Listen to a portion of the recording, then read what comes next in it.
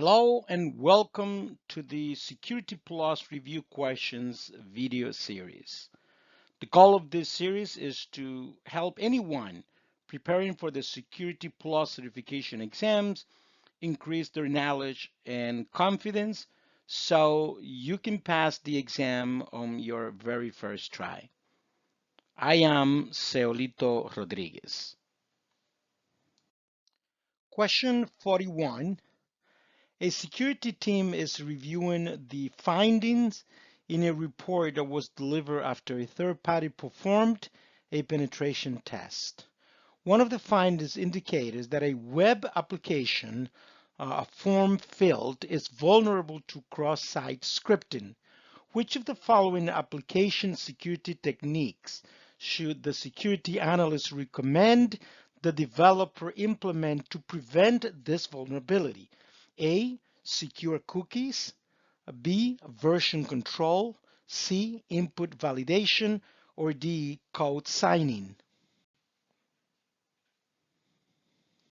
The correct answer here is input validation. Input validation is a crucial security technique to prevent cross-site scripting, XSS vulnerabilities, because cross-site scripting occurs when an attacker injects malicious scripts into web pages that are executed in the context of a user's browser by implementing proper input validation. Developers can ensure that any data entered into form field is checked and sanitized before being processed by the application. This can include checking for and removing potentially dangerous characters like the less than and greater than and other characters that could be used for a script injection. Now, this is why it is so important that when you are navigating the web, you do not use an account with administrative privileges. So in most company, people who need to do administrative controls would have two accounts. A regular user account that is tied to their email address and an admin account for administrative purposes. Now, regular users should never navigate the web with their administrative account. So if you are at home, for example, and you have a computer, most people only use one account to do everything, and that account is usually the administrator account. And because when you are on the web, there are malicious websites that run with the context of a user's browser. What this means is that if you are an admin and you are navigating the web, there may be a script on that web page that will run as an administrator because you are an administrator. And this can cause a huge cybersecurity risk. So even for home users, it is recommended that you have at least two accounts if you have Windows. One account, which is a regular user account that has limited access to the system, and then one account with admin privileges that you can use to perform tasks that require those elevated privileges. Question 42. Which of the following must be considered when designing a high availability network? Choose two. A, ease of recovery. B, ability to patch. C, physical isolation. D, responsiveness. E, attack surface. Or F, extensible authentication. The best choices here are A, ease of recovery, and C, physical isolation. When designing a high availability network, or HA, the focus is on ensuring that the network remains resilient to failures, providing continuous service in case of disruptions. Two key factors that should be considered are, again, A, ease of recovery, and physical isolation. A recovery is critical for high availability networks because it ensures that in the event of a failure or downtime, the system can quickly recover, restoring services with minimal impact. Having redundant systems, backup solutions, and automated fail mechanisms helps to achieve this. And physical isolation is important because for high availability designs, it reduces the risk of a single point of failure by ensuring that critical systems are housed in separate physical locations or use redundant infrastructure. The network can tolerate disruptions like hardware failures or local disasters, minimizing downtime. Cloud providers like Microsoft and AWS Azure accomplish this high availability using what is called regions and availability zones. We have a region. A region is a physical location, let's say the east of the United States, for example. In this region, there are three data centers. So we got data center 1, data center 2, data center 3. So suppose that you have a critical server, I don't know, running, some critical application. You don't want to have that VM in a single data center because if something happens to that data center, then you lose that application, right? That VM. So what Microsoft does is that when you have availability uh, VMs in availability zones, you basically have three copies of that VM, right? You have the active copy that is running, and everything is replicated to this other availability zone. So if something happens here, you are moved to the next availability zone, and that way you achieve high availability. So achieving high availability in the cloud is very easy. Yes, that comes at a price. The more availability that you want, Microsoft can give you any availability that you want up to like 16 nines, so 99.9.9.9. No, nobody will give you 100%. That doesn't actually exist in the real world. Anything can happen, right? An entire country could suffer a catastrophe. But so Microsoft or AWS or Google, whatever, can give you very high availabilities and using this concept of high availability zones and using HA. So that's one way of doing that. Yes, you can do that internally as well, but just keep in mind that the more high available that a system is, the more expensive that it's going to be. Question 43. A technician needs to apply a high priority patch to a production system.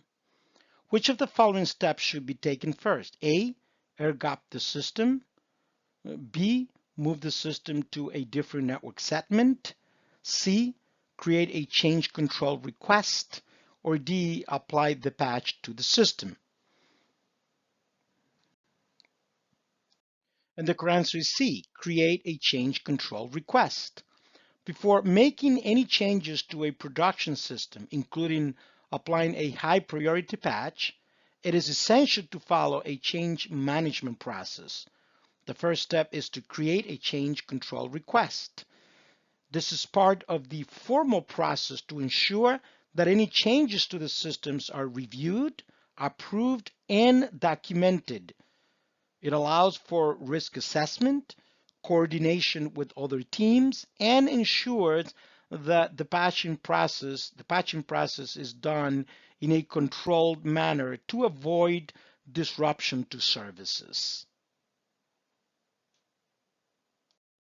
Question 44. Which of the following describes the reason root cause analysis should be conducted as part of incident response? A, to gather IOCs for the investigation. B, to discover which systems have been affected. C, to eradicate any trace of malware on the network. Or D, to prevent future incidents of the same nature. The correct answer is D, to prevent future incidents of the same nature.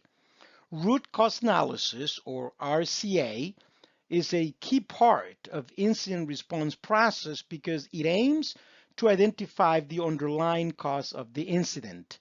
By conducting an RCA, organizations can understand why the incident occurred in the first place and take corrective actions to prevent similar incidents from happening in the future. This could involve fixing vulnerabilities, improving processes, or implementing additional security measures. Question 45. Which of the following is the most likely outcome if a large bank fails an internal PCI DSS compliance assessment? A. Fines. B. Audit findings. C. Sanctions. D. Reputation damage. The correct answer here is A, fines.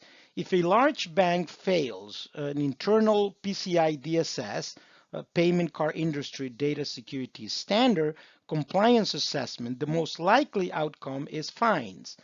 Failing to meet PCI DSS standards can result in financial penalties from the card brands, which is in this case Visa, MasterCards, etc., or regulatory bodies, especially if the organization handles sensitive cardholder data and is not compliant with security requirements. Question 46. A company is developing a business continuity strategy and needs to determine how many staff members would be required to sustain the business in the case of a disruption. Which of the following best describe this step? A. Capacity planning. B. Redundancy. C. Geographic dispersion. Or D. Tabletop exercise. The correct answer is A, capacity planning. Capacity planning in business continuity refers to determining the minimum number of essential staff members and resources required to sustain critical business operations during a disruption. This process ensures that the organization rather, can continue functioning at a reduced but effective capacity until normal operations are restored. Question 47. A company's legal department drafts sensitive documents in a SaaS application and wants to ensure the documents cannot be accessed by individuals in high-risk countries. Which of the following is the most effective way to limit this access? A. Data masking. B. Encryption. C. Geolocation policy. Or D. Data sovereignty regulation. The correct answer is C, geolocation policy. A geolocation policy is the most effective way to limit access to sensitive documents based on geographic location. This policy uses IP addresses and geolocation data to restrict access to specific countries or regions.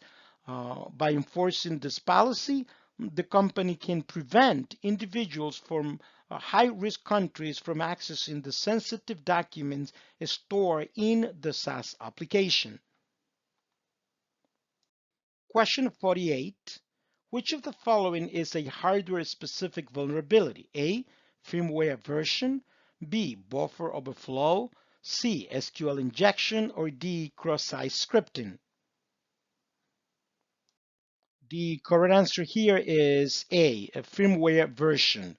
A firmware version is directly related to hardware because firmware is the low-level software embedded in a device's hardware component like the BIOS or the UEFI, embedded controllers, and IoT devices. Outdated or vulnerable firmware version can expose devices to security risks such as 1. Unpatched vulnerabilities that attackers can exploit, 2. Backdoors or weaknesses introduced by manufacturers, or 3. Lack of security updates making the hardware susceptible to attacks. Question 49. While troubleshooting a firewall configuration, a technician determines that a deny any policy should be added to the bottom of the ACL. The technician updates the policy, but the new policy causes several company servers to become unreachable. Which of the following action would prevent this issue? A. Document the new policy in a change request and submitting the request to change management. B. Testing the policy in a non-production environment before enabling the policy in the production network. C. Disabling any intrusion prevention signatures on the deny any policy prior to enabling the new policy, or D, including and allow any policy above the denied any policy. The correct answer is B, testing the policy in a non-production environment before enabling the policy in the production network. Before making firewall rule changes in a production environment, it is essential to test them in a non-production environment, for example, in a test lab or a sandbox environment. This helps identify unintended disruptions, such as blocking critical traffic before making the live network change. The deny any rule at the bottom of an access control list or ACL is a common security practice, but if allow rules are not properly defined above it, it can block legitimate traffic. Testing first ensures that necessary exceptions are in place. Question 50. An organization is building a new backup data center with cost benefit as the primary requirement and RTO and RPO values around 2 days. Which of the following types of site is the best for this scenario? A, real-time recovery, B, hot, C, cold, or D, warm? The correct answer is C, cold. A cold site is the most cost-effective option for a backup data center as it provides basic infrastructure such as power, cooling, and physical space, but lacks pre-installed computing resources such as servers and networking equipment. Since the organization has a recovery time objective or RTO and recovery point objective RPO of around 2 days, a call site is sufficient because it can be set up within that time frame. All right, this is the end of this session, and I want to ask a big favor of you. It takes a lot of time and preparation to create these sessions, so I would appreciate immensely if you were to like and especially to subscribe to my channel. I am producing this for free for you, but the idea is that I can generate enough viewers in the future so that this can pay by itself. So please subscribe to my channel, and also at the same time when I add content, which I will add regularly, you do not miss on the new content. Thank you.